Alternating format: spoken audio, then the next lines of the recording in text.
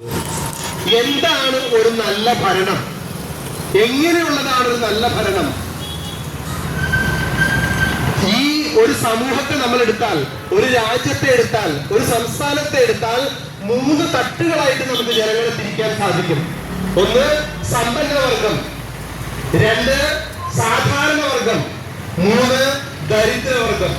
ഇതിൽ സമ്പന്നവർഗം വളരെ കുറവാണ്. ദരിദ്രവർഗവും ഏകദേശം സമ്പന്നവർഗത്തിനേക്കാൾ കുറച്ചുകൂടി കൂടിയതാണ്. എന്നാൽ ഏറ്റവും കൂടുതൽ നിൽക്കുന്നത് മധ്യവർഗം അഥവാ സാധാരണക്കാരാണ്, നമ്മളെ പോലെയുള്ളവർ. അതായത് പട്ടിണി കിടക്കുന്നുണ്ടോ? ഇല്ല.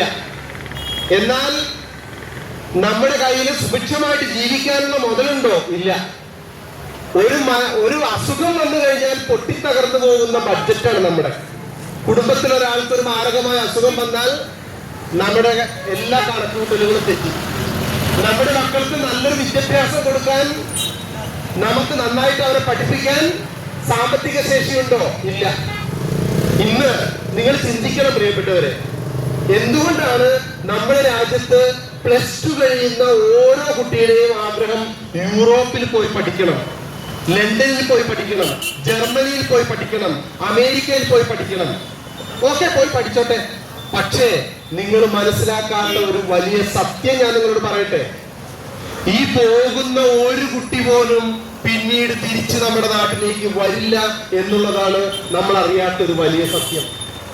കാരണം ഒരു കുട്ടി പഠിക്കാൻ പോകുമ്പോ, ജർമ്മനിയിലേക്കോ അമേരിക്കയിലേക്കോ ഇറ്റലിയിലേക്കൊക്കെ പഠിക്കാൻ പോകുമ്പോ മിനിമം നിങ്ങൾ പോയിട്ടുള്ള മക്കളുള്ള മാതാപിതാക്കന്മാരാണെങ്കിൽ നിങ്ങൾക്ക് അറിയാൻ പറ്റും.